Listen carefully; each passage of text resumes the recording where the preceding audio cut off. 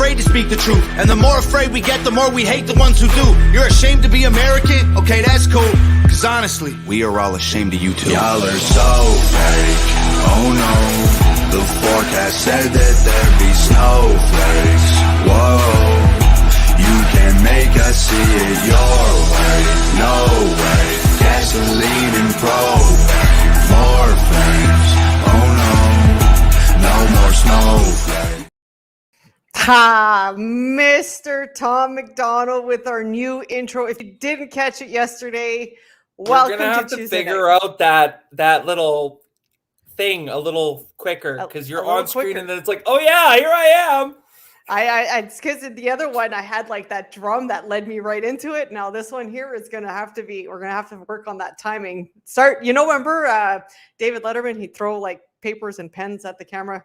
Maybe we could start doing shit like that again and bringing back the old late night TV stuff.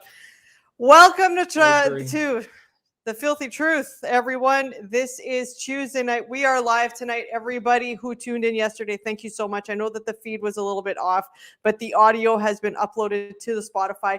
If you're looking to get into cryptocurrency, you need to listen to that show from yesterday. It is really, really interesting. Like it's very, it's very informative for anybody who wants to do, who's starting off, who's a rookie at it. And he even talks about the people who have been investing in Bitcoin or anything else like that for a little while. So get on Spotify and go watch that. Or you can go to filthytruth.ca, watch the past episodes there. You can go on, oh my goodness, there's just so many that you can go on. So go ahead and do that. Find a platform, watch the show, and make sure that you guys get yourselves informed. Sam Miller, if you guys go to sammiller.life, that is his website, and he is there to help you if you need a hand to hold through the process of crypto. So to everybody who's donated to the platform, I want to put a huge shout out to you. Thank you so much for believing in the Filthy Truth. Thank you so much for your donations. It's really, we take every last penny and invest it back into the show, bigger platforms, more Facebook ad space. I know that Facebook is still whatever, but we still use it to get the truth out there. So if you guys are interested in helping us grow the truth, please head over to there is here where the Lynne at TCF if you guys want to e-transfer, or you guys can go to paypal.me Filthy Truth Marketing. Again, every last penny goes right back into the show so that we can continue and get this platform bigger and bigger and bigger. Huge thanks to Resistance Coffee. If you go to again, this is a company, guys, in Canada that just helps spread the message of freedom. Go to resistancecoffee.com/filthy truth. Type in Lynne in the code and you guys get to save 10%. And of course, you guys get the best coffee in Canada right now because they are all about spreading the truth. They are all about standing up to tyranny. They are all about making sure that they are fighting for your freedoms, because also 10% of all of their everything that comes in, 10% of every purchase goes to the JCCF and other awesome platforms to help fight for your rights and your freedoms. Come on, guys, that's an awesome place. So make sure you guys are heading over to Resistance Coffee, Filthy Truth, and type in Lynne and save 10%. Also, I can't give too much away here, but there is a huge announcement coming up this week, and I got off with one of my awesome friends, and I'm just so proud of him. He's done so much in his 26 years, and he gets a bigger opportunity. And we had a chance to talk today, and I'm so stoked because with him we have come to an agreement, and I cannot wait to share that. It will be live later on this week, so make sure to stay tuned for that announcement. It's going to be Do I get to know beforehand? I think you already know. I think I texted you after I got off the phone with him. Maybe we have to go back in our text messages and see. Send it to me again. Just send it to me again. We'll do that. Also, don't forget, guys, this Friday, the Filthy Truth rant airs on the Iron Will show. It's going to be, this is going to be a good one. This is going to be fun. So make sure that you guys are tuning in on that one. That is at strongandfreecanada.org. Thanks to Take Action Canada for streaming our platform. Thank you to Winnipeg Alternative Media for streaming our platform. more news to come on the expansion of the Filthy Truth later on this week. If you guys are watching on the website, on the Facebook page, on YouTube, make sure to go ahead, like and comment and share the crap out of this so that we can beat those algorithms. So like and share, like and share, like and share, and let's get this up there so that we are over that 300 viewer mark, and making sure that we get to see that everybody gets to watch this, because tonight we have an awesome guest. His name is James Guzman. He is from the Borderless podcast. Sorry, I'm like, don't actually, these aren't my reading glasses. These are my blue blockers. He joins us tonight. He is he's a guy who talks about everything from remote work, travel, international investing, and he's got an amazing platform. If you guys go to borderlessblog.com, you can also find him on Instagram, and you can also find him on Facebook. He has a really, really cool platform, and he talks about some really, really amazing things. So without further ado, because I do want to pick this guy's brain as much as we can within the hour, please welcome Mr. James Guzman.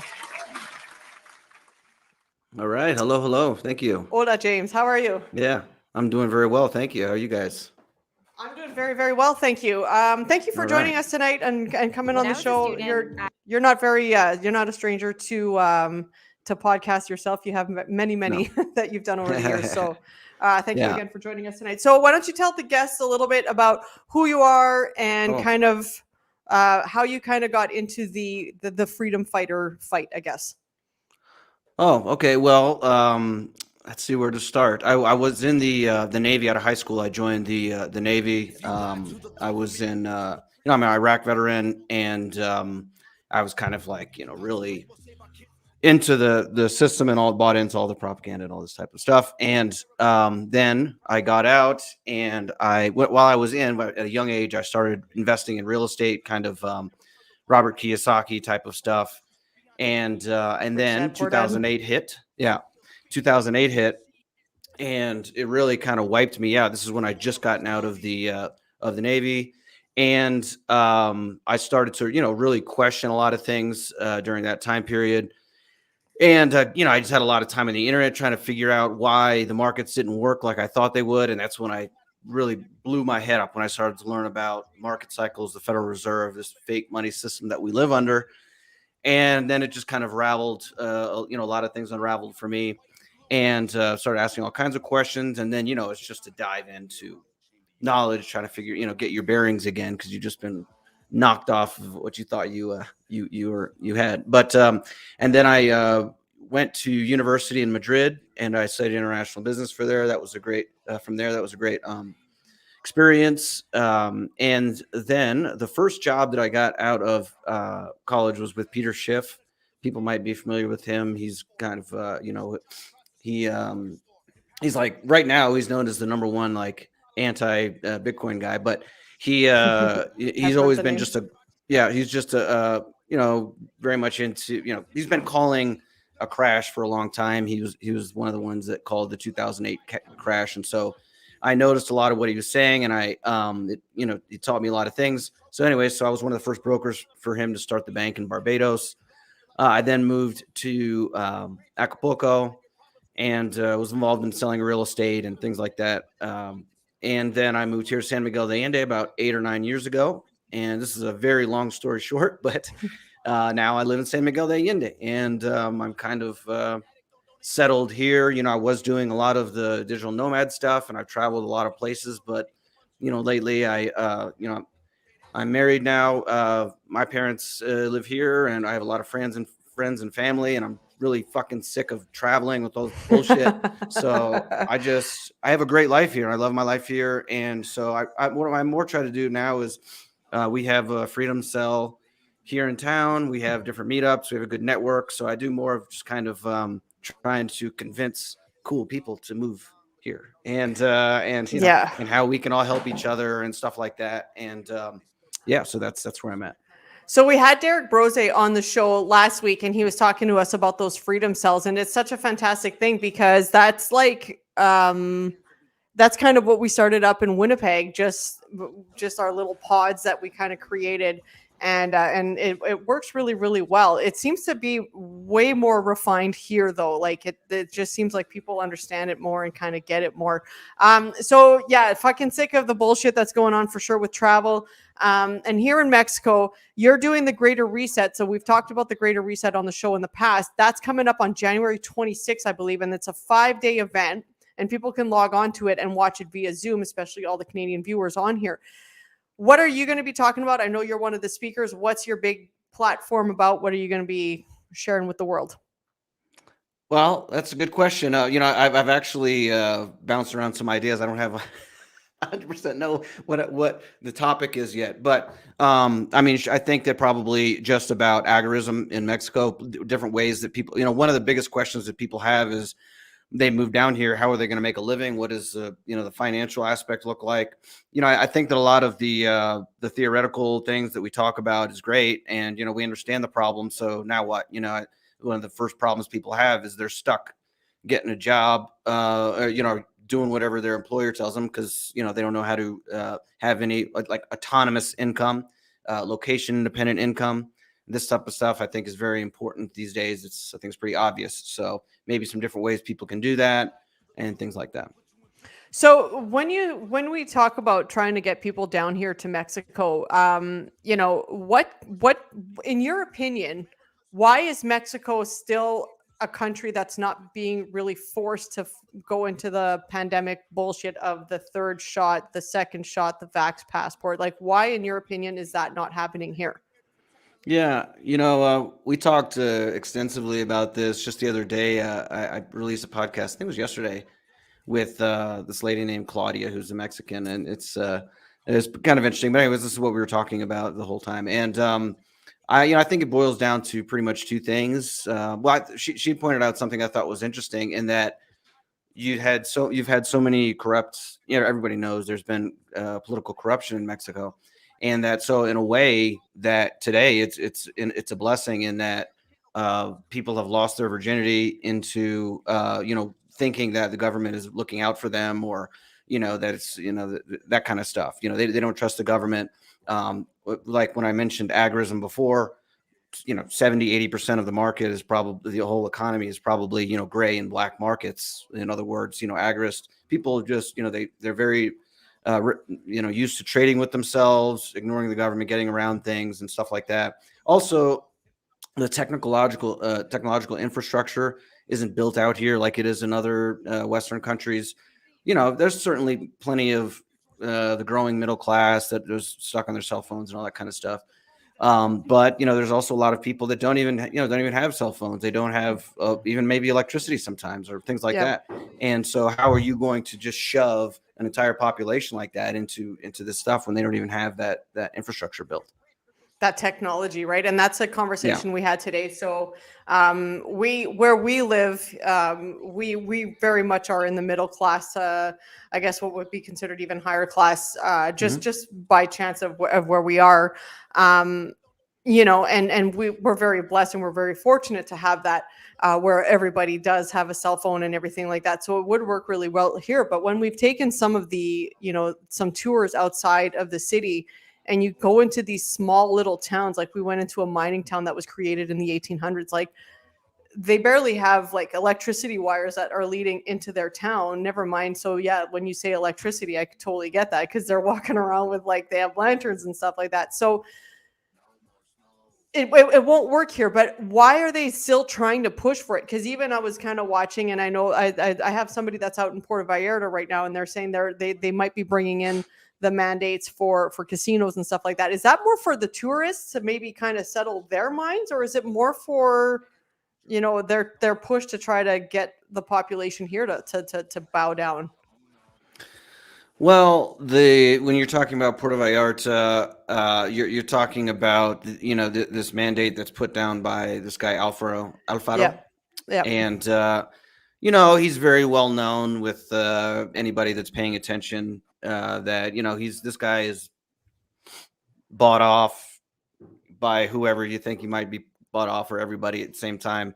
But you know what I mean? He's on board with every smart city passport, whatever that he's on board with all that stuff. And he can be on board with that all he wants to, but the point is it going to work? You know what I'm saying? Yep. So the also on New Year's, they I know in Puerto Vallarta, they pretty much said, "Oh no, New Year's is shut down," and they had big screens that said no, but everybody was out there partying anyway. So Yep.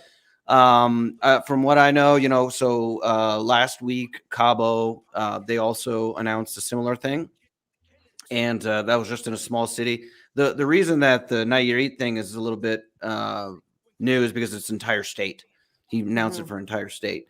But Cabo last week said that they were going to be doing the same thing.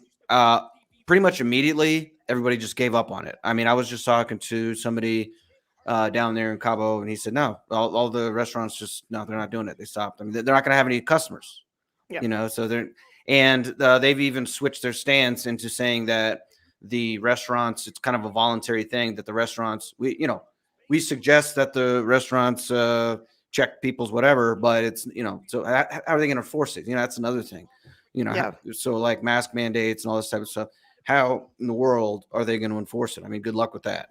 Hopping on a bus, half of the people or more aren't wearing masks. And like, people on Facebook are like, how come they're not? And, they need to be arresting people. Yeah, good luck. Okay, you go do it. Go. Yeah. I want to see you try to arrest half the people or more. Yeah, because even in Mazatlan, I find that there's a lot of people who wear masks. There's a lot of masks here in Mazatlan. But even, when you're talking exactly kind of how you're talking, like when we go to the beach kind of restaurants, like we're walking, like I forget my masks 90% of the time. Like I'm like, oh damn, but I'm only going here. So, and they don't give a shit if I have a mask on or not. And I'll walk in and they'll be like here. And I'm like, nope. And they're like, okay, have a seat. Like they don't like, it's like almost like it's a soft mandate just to almost appease. Is it to appease the travelers so that Mexico kind of shows that they're trying to do that so that more vaccinated travelers will come down? There's no way that I could tell you what's in the psychology of these people or what's causing them to do what they do. But I definitely think so. Somebody asked me, where are you? I don't know if that question was for me or you, but I'm in San Miguel de Allende. I should have, I said that, let everybody know. I'm right smack in the middle of Mexico. It's kind of high altitude, colonial town. So that's where I live. And so the Presidente Municipal, which is like the mayor of he's very, he's an entrepreneur himself, and he's very much, he said, I'm not shutting down businesses. We're not doing that. And but he does lip service to the masks and stuff like that, but there's still no enforcement. So I think that also there's a lot of people, and it's definitely a lot of like older gringos, but it's also some of the I would say more, like we were saying, more middle class Mexicans that are like worried about COVID, and see. So if you just said no, it's wide open, like Sayulita, they've never had any restrictions. A lot of places, in bigger cities, if they were to say no, just open, free for all, they're going to get backlash. And I think they're worried about backlash, so that they at least kind of play some lip service to say, oh yeah, please do this, please do whatever. Let's take care of each other, whatever stupid things they say. And so I think it's kind of covering their ass in a way. But I guess we'll see. I have been hearing about stuff, maybe getting a little stricter with this. Mexico's kind of slow to catch on a lot, as far as these global trends. And so with the Omicron, basically the flu season. I guess we're going to play this game every flu season. So it does seem, I have heard different stories about maybe different states doing some, like closing businesses and stuff just lately. So I guess we'll see. It all depends on this semáforo, the different colors, on the map. A lot of people have to use, and so that determines. So we'll see how that goes. But I would just hoping that they can't do that anymore. That people just not accept it. So that's my hope. Yeah, me too. And I know even in talking with Derek last week, it's just lack of knowledge, again, because they don't have the technology to be able to see what's going on or to be able to hear a different story. And even like he was saying that people in India, I guess, like the podcast here, they need translators to understand, a lot of the things. Actually, one of my goals is to do a whole podcast in Spanish. So I actually am reaching out to a whole bunch of people so that I can learn how to speak like fluent Spanish so that I can have a whole on interview trying to educate just the population here. I fell in love with the culture here. I fell in love with the city here. I fell in love with the whole country. Like, I think it's fantastic.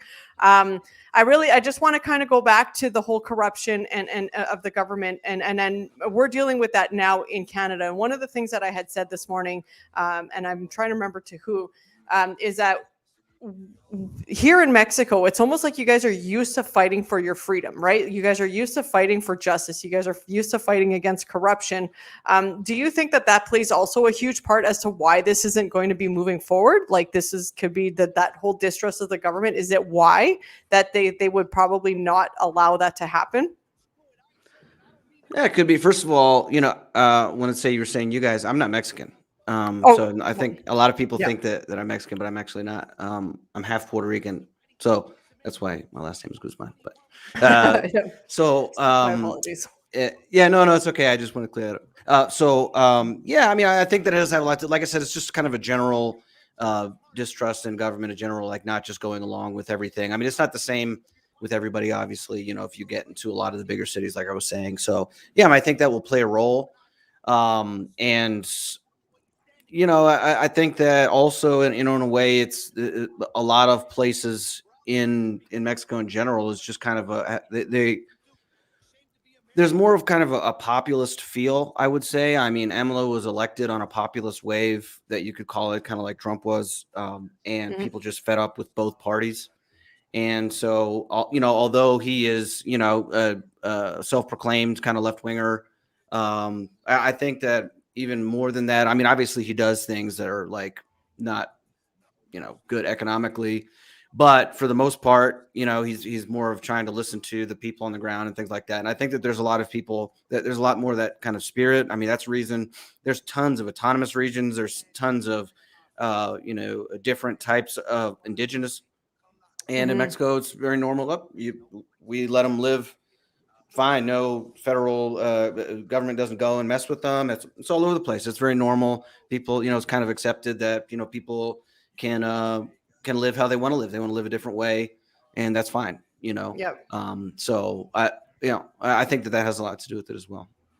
So in your travels, you talk about real estate as one of your things. So, and now you're kind of like talking about like the influx. So like you're getting maybe an influx of Canadians coming in, maybe an influx of Americans coming in, and maybe even around the world. I'm not 100% sure, but I definitely know for sure that there's an influx of Canadians coming in. So how do Canadians come in and even like go through the process of maybe starting even like a temp residency? How would they go about buying land? Like, how does that all cycle work? Yeah. So I do, one of the big things I do is I do consultation calls for people all over the world that are thinking of whether it's moving down here or just, doing something with their online business, getting online income, all kinds of things. But lately I've been getting tons and tons of people, especially Canadians, setting up calls with me, wondering, that's one of the big things, the immigration stuff. So, one of the things that I have been saying is, this might be different now, especially for Canadians, because it's a little bit like more an emergency, I guess you could say. But it's getting there. But normally I'd just tell people, just come down, visit, come on a tourist visa. I know there's a lot of people that are saying they're cutting down tourist visas. They won't just necessarily give you 180 days, and that's true. But you can do things. You can book a hotel. You can have a story. You can do something. Most of the airport in Mexico City and Cancun and the ones that have a lot of tourists and foreigners, those are going to be the ones that are cracking down. If you drive or walk across the border, they're still giving everybody pretty much 180 days. Just, we got the 180 knee jerk. You got 180. Yeah. So, you can do that. And then, I mean, that's a long time. So then you come down, and may get Airbnb or whatever, try out 2 or 3 or 4 of the places that you're considering. And I think that you'll find that it's a lot easier than you think it is. That's kind of what I've been telling people is once you come down, you find a place you like, you can usually open up a bank account pretty easy. The only restrictions, you can buy real estate on a tourist visa. The only restrictions there are is within 50 kilometers of the beach or the border. Then you have to buy it in what's called a fideicomiso, which is kind of like a trust. You could think of it as a trust. And Yeah, it's fine. I mean, there's nothing wrong with owning property in a trust. It's usually a good idea to own property in a corporation or a trust anyway. So it's not a big deal. It's like $500. So yeah, you can own property anywhere in Mexico on tourist visa, resident, citizen, whatever. So there's no restrictions on that. Now, I would say that one of the big things is that you're not going to have. I'm not actually sure about the how the credit market in Canada is, but in the United States, people are used to these 30-year fixed mortgages at like 3% interest, and that's like fantasy land. I mean, that's not realistic, right? So they don't have that here because they don't have a a fiat currency that they can export to the rest of the world to blow up these giant credit markets that they do in the United States. Yeah. So it's based on reality. I mean, you have to find private money lenders. The bank will lend you money, but it's going to be, you're going to have to put a significant amount down, 20, 30, maybe more %. The interest rate's going to be 7% or something like that. And it's probably going to be 10, 15 years. It's not going to be 30 years. So, there's different things that you can put together. You can do seller financing, other things like that. But yeah, so for the most part, as far as, buying real estate, it's usually a cash market. So if you're in Canada, if you have a house, you're probably sitting on a bunch of money. I mean, you probably if you've had a house for the last 10 or 20 years, you're probably a millionaire. You know what I mean? Or I don't know. I mean, you probably have a lot of money in Canada, I would think, if you're in the city. You know what I mean? Yeah. So I would say hit the bid. You can come down here with that cash and you could buy a decent house that you love. I mean, you'd be amazed. You could buy an amazing house probably with the amount of equity you have. And then you can live on pretty much nothing. I mean, you know what I mean? So once you buy a house, you have that expense. You don't have to pay a mortgage or rent or anything like that. Everything else is going to be extremely expensive. Property taxes extremely expensive. Your food costs are going to be extremely expensive. Your health insurance costs is going to be way less. Well, not in Canada because they don't pay. Yeah, you don't pay. But yeah. but we have a bit of that socialistic aspect with our healthcare for sure. Yeah. Yeah. So, but taxes are going to be way less and all this type of stuff. So it's I don't know. So that's basically I just tell people you can just cut down your cost of living and greatly expand your quality of life by just moving down. And we've made some pretty good friends down here. And one of the things that one of our friend, he's in real estate here as well. And he was saying every day is like a holiday here. You just have to work a little bit on the holiday. And it's very much true. Like I work every single day and so does my wife. And so does, a couple of us in this house. And we bust our butts every single day, but at the same time, we get to go outside and take a look at the beach and go watch the sunset and go and walk here and hang out in the ocean. And, that's definitely one of the biggest perks. So when you're saying live life, it really is when you come down here, especially if you can own a piece of the property. Now, with the temp residency, is it a lot of hoops to jump through? I heard that was starting to get cracked down and getting a little bit harder to get through. And I have a couple people who are interested in temp residencies that have come down from Canada already. Yeah, you're going to be getting a lot more of those. Yeah, I mean, sorry, I didn't finish that up, but yeah. So with the temp and permanent residency, so they have the two different, temporary and permanent residencies. There's a lot of ways to get temporary residency and permanent residency. The most normal way is that you apply from outside of the country at a consulate, and you need to be making. Supposedly, you have to make a little bit over $2,000 a month, and this can really vary on the person, the bureaucrat that you're dealing with. At the embassy, so maybe they'll be more lenient, especially if you know somebody. That's great. Are you working with somebody that knows somebody? Mm-hmm. So that's one way. Another way is if you have some money saved. I think somewhere around $100,000 that you can just show them you have in the bank, and that's good. that you've had for if you can show them like I don't know, I think it's 6 months statements or something like that you have $100,000 in the bank, then that's good. There's other things, work. If you can show that you have a job.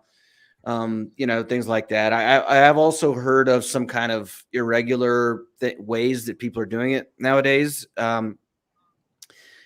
Look, you could find some stuff on the internet. If you can do that, then more power to you. I don't know. You know what I mean? Like if you can find somebody that can get that done, then go for it. I don't know. And I definitely, I wouldn't be like, shilling Go anything black like that on market. the internet right now. But yeah, but Yeah. like I'm sure that maybe you could get something like that done, but just be careful because there's a lot of people that do shady stuff and will take your money a lot. You know what I mean? So got to be careful with that stuff too. Absolutely. So, so through the content that you've kind of come across with, what's some of the craziest things that you have seen kind of develop over the last 2 years, and what's the biggest trend that you feel really needs to have the most spotlight on right now when it comes to the craziness? Oh, as far as like COVID regulations, I Yeah. suppose you mean? Yeah, just life in general, even just the all the craziness that's going on. I mean, there's so much to even pick from a hat. Oh, well, like honestly, like now I'm kind of more chill. You know what I mean? Because everything kind of is back to normal here for now. Hmm. But there was a time period they did like shut businesses down here for like a week or two last year. Yep. And as me as a person who is kind of like stays up on news and stays up on things. I mean, it's very black pilling. All this stuff that was going on, especially in 2020. 2021, I understand was very hard for a lot of people. It was less hard for me. I think it's because of the vaccine stuff. We haven't seen any of that here, so everything was open. There was no mandates on vaccine stuff. So to me, 2021 was great. The business was great and all that type of stuff. But as far as concern, I mean, yeah, I mean, I suppose I never really had like a general, like a really high opinion of the general intelligence of the public, but it really just made it much worse when I saw people's reaction in 2020 and just kind of like this herd mentality and people like begging the government to shut them in their house. It's just, I can't even wrap my head around that. You know what I mean? And, Yeah. as I said before, I worked for Peter Schiff. I've been kind of in the industry of writing about, I also wrote for a financial newsletter that, we're basically talking about the financial bubble in the United States and when is it going to pop? And, we always predicted that it would be bad, but can you imagine how worse it is if at the same time the financial bubble pops, you keep everybody in their house so that they can't start again? Because that's the thing about human beings is that we're very resilient. A lot of people can even if it's horrible one day, you wake up the next day and people figure ways, they find ways to figure it out and they can work together. But if you force everybody in their house where they can't do that, then you can't even rebuild the economy. Then that's just something that's, a disaster and would just result in a lot of people dying. So that's very concerning. And so I figured like, that as far as just, the masks, it's annoying. It's depressing to see people walking around with masks on by themselves outside or whatever. You can make fun of them, tell them to take it off. But, the thing like forcing people to stay inside. Well, are these vax mandates? Obviously the passports or whatever they want to call them. We all know what they are. They're wallets, they're going to be used for all kinds of things. They're going to have your identification. They're going to have your criminal history, your medical history, your social credit, on and on and on. I mean, we can go on with this and, you're going to have to use it to get on the internet, to get on the metaverse. This is obvious. So what they're doing. So, I mean, that's very concerning. So I think that definitely as far as the things that are concerning, like just allowing government to come and shut down churches and businesses and, get in, tell you can't have so many people in your house and that kind of stuff, that needs to be nipped in the bud. We need to completely not accept that. And any sort of vaccine passport or financial passport, whatever you want to call it, there's tracking devices and stuff like that. That also, I think we need to reject completely out of hand. Very, very important because there's really no coming back for that if people try to, accept that as a way of life. Mm-hmm. So there's just a question here. The city that you live in, can you slow it down for my Canadian listeners? They're having a little harder time picking up what you're saying. It's called San Miguel de Allende, right? So Allende is Allende. There's also a city which is about 40 minutes away. It's called Querétaro, which is probably even worse for your Canadians to try to spell, but it's Queretoro, Querétaro, it's called. And if you look smack in the middle of Mexico, that's where it is. And it's a colonial town that very popular with internationally, very popular with tourists and also with expats. It's been a hub for expats for a long time, since the 30s and 40s. There's actually an art school here that a lot of people use the GI Bill to come here. So that's nice because the population is very accepting and used to having foreigners here. A lot of people here have beautiful houses, and it's very integrated. And so it's just kind of about 100,000 people. It's a colonial town, beautiful architecture from hundreds of years ago, and so that's the architecture out here is literally mind-blowing. We got again that mining town we got to go through. It was created in the 1800s, and the original buildings are still standing, and just how it's mind-blowing how beautiful everything is, and how it reminds you of the old movies that you would see with old Mexico on them. It's fantastic. So with the Greater Reset, what day are you speaking on in that event? Do you happen to have that in front of you? Pretty sure it's the 26th. I have to check. I'm taking part and all that. I'm not organizing. But I'm pretty sure it's the 26th. I'm actually very honored because I'm going to be opening up for Catherine Austin Fitz. Oh, she's good. She's really phenomenal on financial stuff. And if you don't know who Catherine Austin Fitz is, the Solari Report, she's one of the people I really enjoy a lot, and been a fan for many years. And so I'm opening up for her. So that's cool. She's not going to be there in person. She'll be online. But actually, the 27th, Thursday the 27th, is when I'm going to be speaking. And so is Derek Brose, Jeffrey Tucker, John Bush, the White Rose, and Sterling Lou John. I don't know how to pronounce his name. So there's another guy.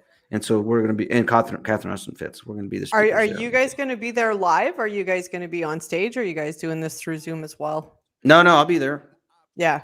I know me and Derek will be there for sure. John Bush is going to be, he lives outside of Austin. And so what they're doing is they're having one group in Morelia, which is about 3 hours away from me. They're having one group in Central Texas. And then they're having some people do online and watch it online. So it's going to be 2 live in-person events and then the online event. Oh, I'm I already have my seat reserved there. So it's going to be really cool to be able to watch that. Yeah. Oh, it's too bad you can't make it down in person. I know we kind of actually mentioned it a couple times around here, but we still have family coming in and out, coming in from Canada. So we're not able to get out of Mazatlan, but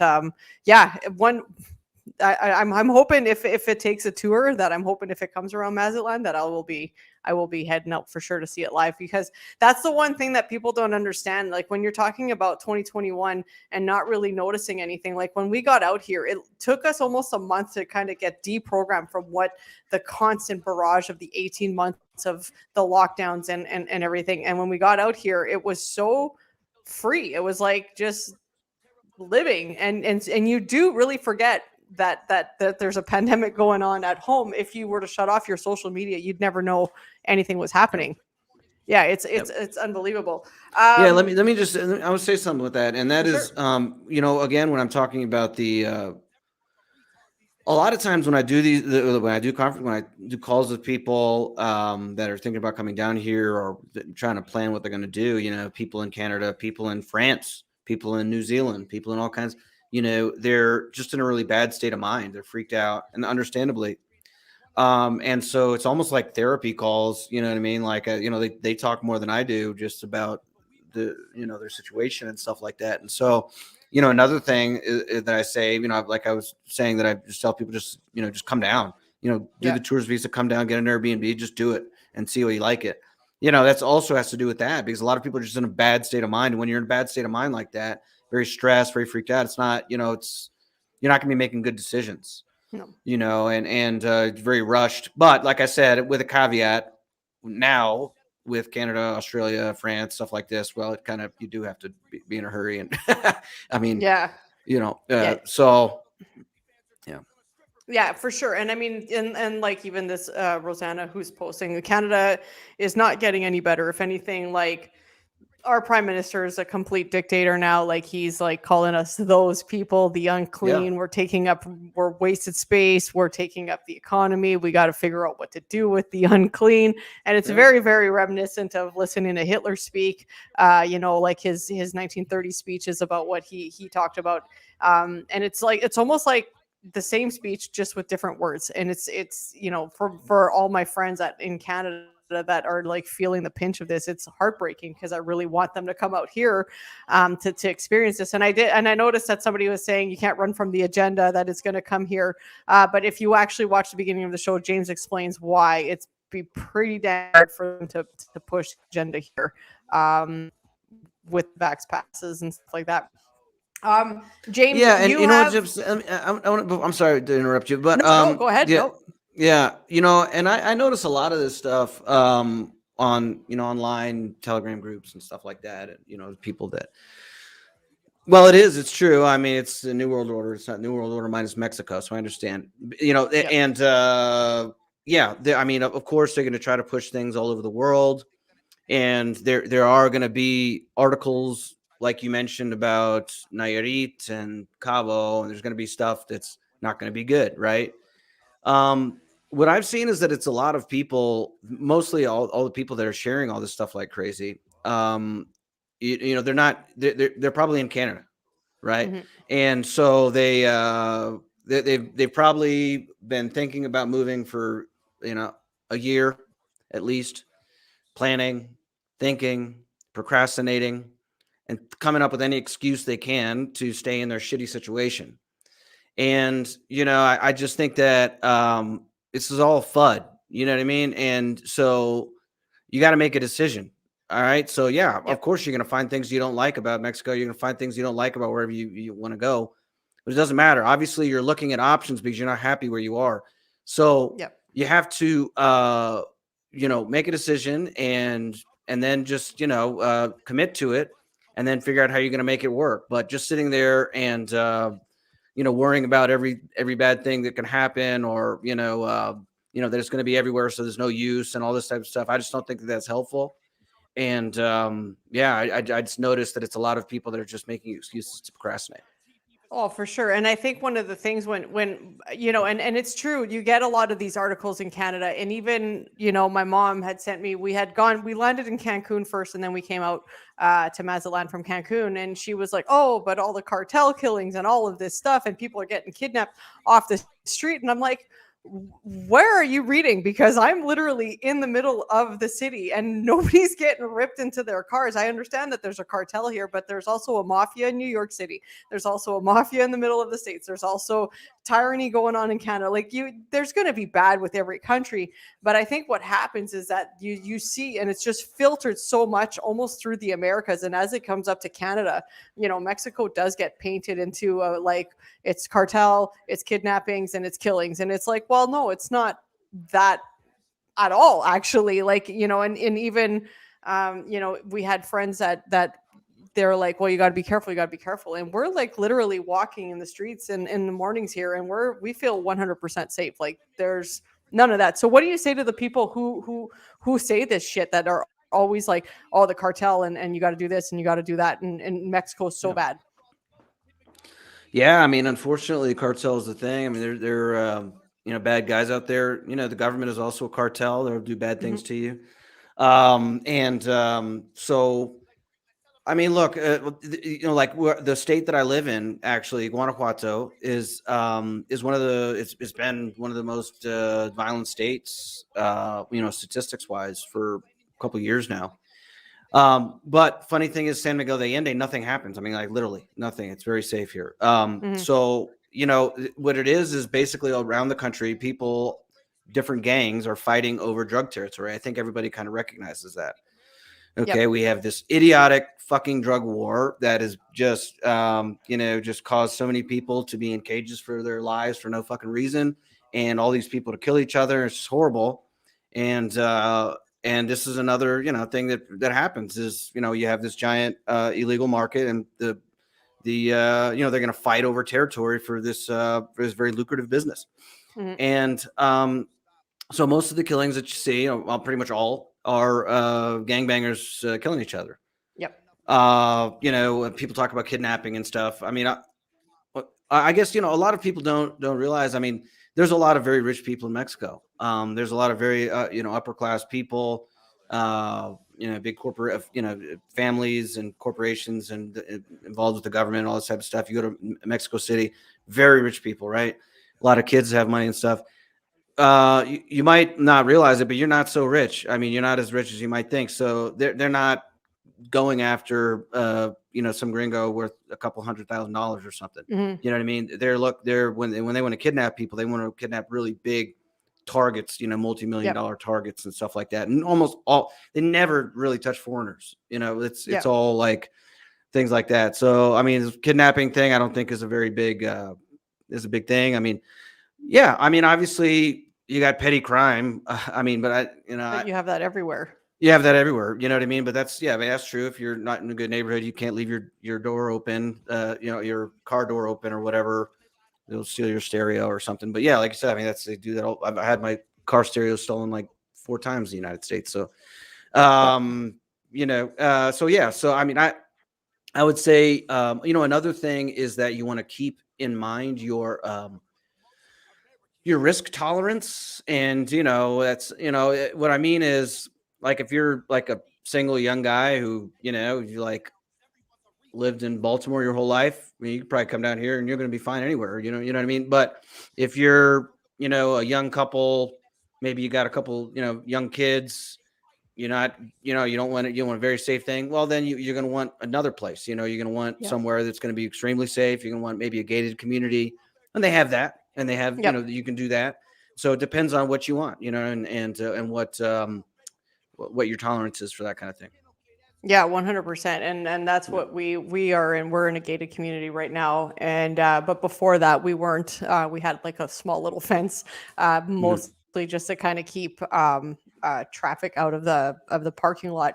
No, I 100% agree with you. And I mean, in Winnipeg, like alone, like we're like people are. I think we're the highest city in Canada with the highest murder rate. Like, I mean, it's everywhere. You get petty crime everywhere. You get all this bullshit everywhere. I guess it's just what gets filtered through to Canada. And it's to show that it's to scare people away. I think especially right now, it's to scare people away from coming down because they want to reduce travel. They want to make sure that you're not going anywhere. They want to keep you kind of locked into your own country. And so we had like all these big stories that were coming out. And I was like, none of that happened here. So I don't know what you guys are talking about. Yeah, I mean, and it could. Who knows what'll happen? I mean, the crazier things have happened in the past, but I mean, maybe, the younger generation, once all the boomers die off, we'll get rid of the drug war finally, and all this stuff can kind of go away. And another thing that would help the situation a lot is if they had better gun ownership laws here in Mexico, and people were able to defend themselves. I think that between those two things, it could drastically change the situation in Mexico. And so, we might see that. Who knows, the next 5-10 years. Yeah, no,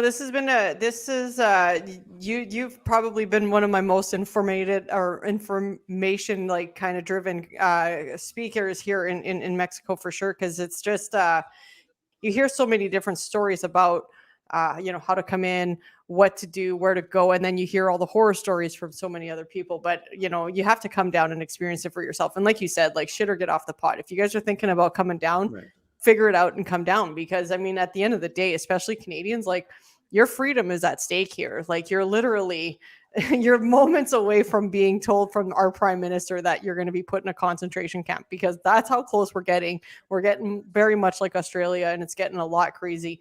So what do you have kind of coming up for yourself with the show, with your real estate? Like what's kind of on the horizon for you? Well, yeah, I mean, I to be honest with you, my podcast, I've been doing it for a while now, and I was doing it very consistently. And, lately it's been kind of just a labor of love, I guess you could say. And I do it when I kind of have time, because I have a lot of stuff going on. And my main focus is helping people that want to move down here. I do real estate. So I'm sorry. Real estate, but also health insurance. Health insurance has been a pretty big one lately. It's just that there's a private and a public system down here. So like in Canada, you're probably used to just one public system. Mhm. They do have a public system, which is not very good here in Mexico, but you can always go to if you want to get stitched up or something like that. But it's overrun. That's the funny thing, when people talk about overrun hospitals or whatever. Public hospitals are usually overrun. I mean, Yep. you know what I mean? That's I guess people forgot that, but they yeah, did. they've always been they shitty did. and overrun. Yeah. So what I do is help people with the private market, because they do have great hospitals here, great private care, Mhm. a lot of things you can pay out of They do. pocket, but some things people are surprised at how much they, if you go to one of these private hospitals, which is phenomenal, but the bill can really run up very quickly. So I help people with that. I help people if they want to buy a house when they come here to San Miguel de Allende, and just general advice or coaching, whatever you want to call it. If people want to do sign up for phone calls through my website, and I just want to talk to kind of interesting people, and I'm trying to get some cool people together down here, and maybe just maybe if we have enough people on the same page, we can make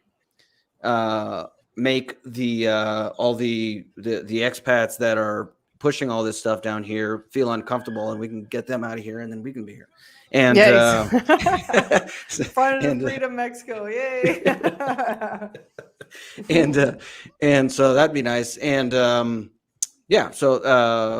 I think so. Right now, if people are in or around San Miguel or Querétaro, they can find my. It's kind of hard for them to find the Telegram groups I found. So maybe find me on any of my social media thing, or they can email me at info@borderlessblog.com. And then my health insurance website is borderlesshealthinsurance.com. Excellent. Yeah. So if any Canadians or Americans that are watching this and you guys are interested in coming down and you want some help, James is definitely the guy to contact. James, I probably will be contacting you, because we're looking at maybe even buying rental properties down here, just even if we go back to Canada, that we can always have a place to come back to if and when we're allowed to do that from our I'll government. rent from So, you. I'll rent from you any day of the week. What's that? He said he'll rent from you any day of the week. Oh yeah, my AirPods literally died as he said that. So there you go. So that's gonna be awesome. You didn't get to hear my sultry voice. Your country voice. James, thank you so much for joining the show tonight. I really appreciate an honest view and honest opinion about what's going on down here. So many people in Canada just always ask me so many questions about what's the reality down here, and you hear it. It's from the horse's mouth here. Somebody who's lived here for 8 years, and in 2020. Well, I've been to San Miguel for 8 years. I lived in Mexico for 11. Oh, okay. In Mexico, where were you before that? Acapulco. Oh, nice. Yeah. I have a couple friends. I was in my mid-20s. It was the party time. Well, hey, you sent me that email, and I went and I said, let me look this up, because I hadn't seen your content, and I listened to some of your podcasts. I said, I like this lady. This is pretty cool. So I said, yeah, come on. That's awesome. No, I really appreciate it. And thank you so much for coming on. It's always great and such a breath of fresh air to talk to so many like-minded people. And especially for someone like you, who's actually helping people, escape the enslavement of their countries, even if it's for the next 5 years. And like you said, maybe with enough of us that come down here, enough free-minded people, maybe we make Mexico the place to fucking have to, make them work a little harder to take over. James, thank you so much for joining us tonight, and the best of luck at the Greater Reset event at the end of the month. Thanks. It was all right. A lot of fun. Talk to you later, James. Bye-bye. Yeah. All right, guys. That was why does he keep coming back on? You don't want to go. There we go. All right. Stop touching buttons. You told me that. You don't. No. For that one part, you touch buttons. The rest of it, you don't touch the buttons. Okay. Don't. I'm going to slap your hands. I'm going to call Teddy and be like, hey, she needs a hand slapping. Sorry, Alex. I apologize for doing your job. No, there you go, guys. Go. One of the things that I really want to get on the show here before I let you all go, before you guys go, please share this content. Get this up there as much as possible so that we can beat the shadow banning. But I really want to talk about the douchebag that Quebecers are dealing with right now. The Premier François Legault announced, and I had this on my show, or I had this on my Instagram before I think he'd even got all crazy, but he is going to create a tax for the unvaccinated. He says you have a couple weeks to go and get your first shot or face the penalties of doing a tax.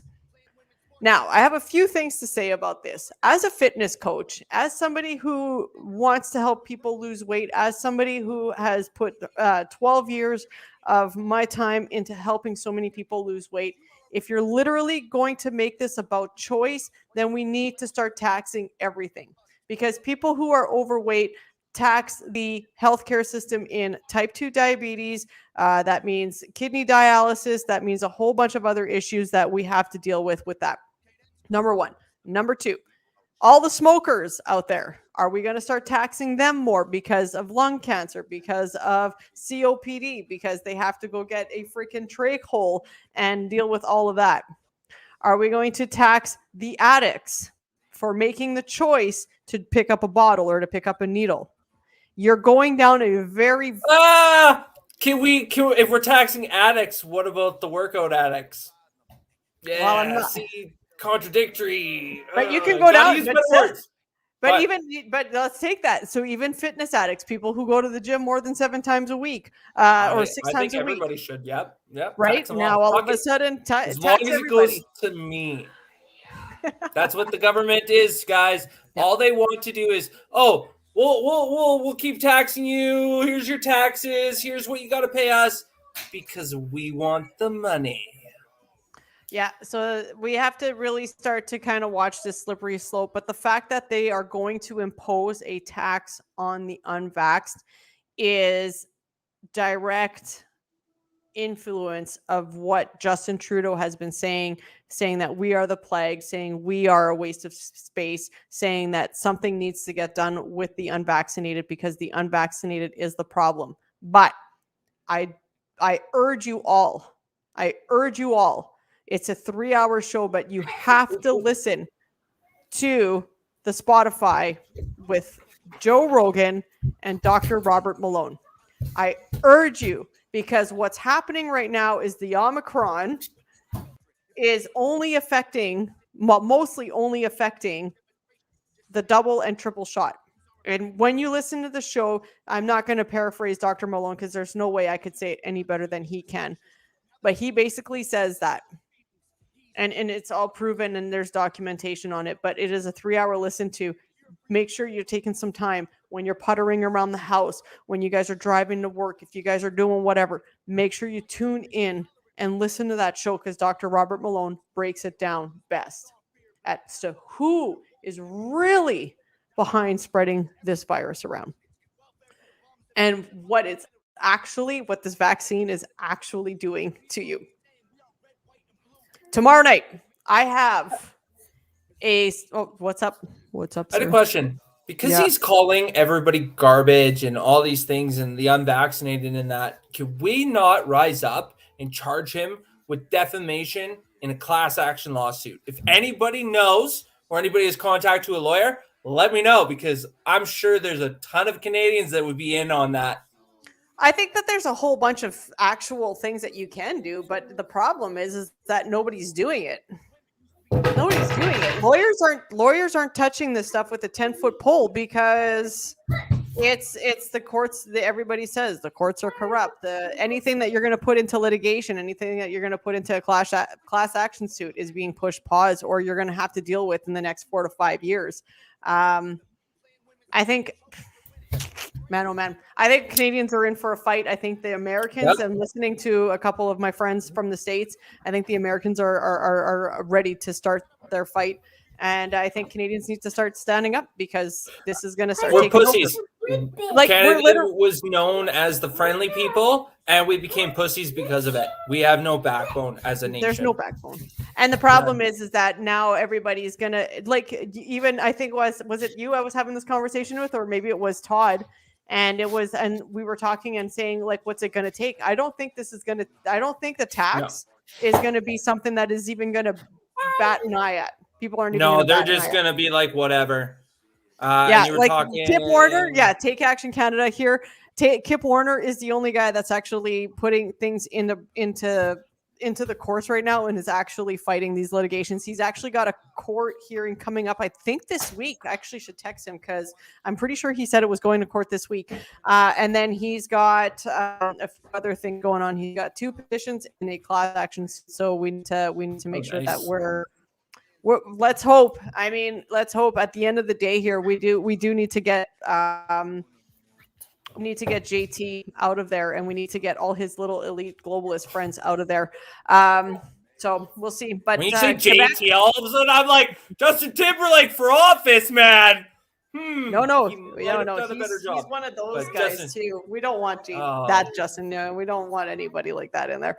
But we do stay tuned, because that is actually going to be part of my rant. Is that we're talking about the Justin Trudeau kerboppel there. To my friends in Quebec, man, oh man, my heart goes out to you guys. Stay strong, my friends, and stand up and make sure that this doesn't go through, because you're literally could be putting a stop to the rest of the country going through this tax and all of this stuff. I want to put a huge shout out and a thank you to Tom McDonald for the use of snowflakes in our intro. I want to thank Take Action Canada. I want to thank Winnipeg Alternative Media. I want to thank Mr. Alex for all their hard work that they do for this show. Thank you so much. Again, guys, if you're welcome. If you're looking to support the show, head over to filthytruth.ca and you guys can click any donate button there. Again, every drop of penny goes right back into the show so that we can get the bigger platform, so that we can keep sharing. James Guzman, thank you so much for coming on the show today. It was an honor to have you. I've listened to many of your podcasts in the last couple days since I've confirmed you as a guest, and you do some amazing work. So thank you so much. If you are in Canada, if you are in the States and you are looking to come out to Mexico and you're looking to do something, make sure to get a hold of this guy and make sure that you guys are, getting that stuff done. Let me just pull up his website here right quick so that I don't mess this up. His website is, I don't even have it on here, is borderless.com, I believe. Do I have it here? Yes. borderlessblog.com. So you guys can head over there and get some more information, all that stuff. Guys, tomorrow night, we have Jason. He is the lead scientist advisor for the Take Action Canada. We are live again tomorrow night. If you have questions on myocarditis, if you have questions on vaccination of your children, if you have questions on vaccinating yourselves, if you guys have questions on anything that is scientifically driven behind what's going on, make sure to get those to me so that I can ask those for you on the show tomorrow night. You are not going to want to miss this. I have a story to tell you. Somebody reached out and I got to talk to her. We are going to share her story with her son who got the vaccine and what he's now going through post-vaccine shot. Empathy or no empathy, this is really, really bad when it starts affecting our kids, when it's affecting your health, when it's taking us down, and we're not even doing anything about it. We have to get these messages out. You're going to want to listen to this vaccine injury. You're going to want to listen to the suicide stats, and you're going to want to listen to the myocarditis stats, because it is mind fucking blowing. All right, guys, have a great night. Mr. Alex, play some of that Mr. Tom McDonald to lead us out. See you all tomorrow, 7 p.m. Central Standard Time. Bye for now. Damn, dog, we're all afraid to speak the truth. And the more afraid we get, the more we hate the ones who do. You're ashamed to be American? Okay, that's cool. Because honestly, we are all ashamed of you too. Y'all are so fake. Oh no. The forecast said that there'd be snowflakes. Whoa. You can make us see it.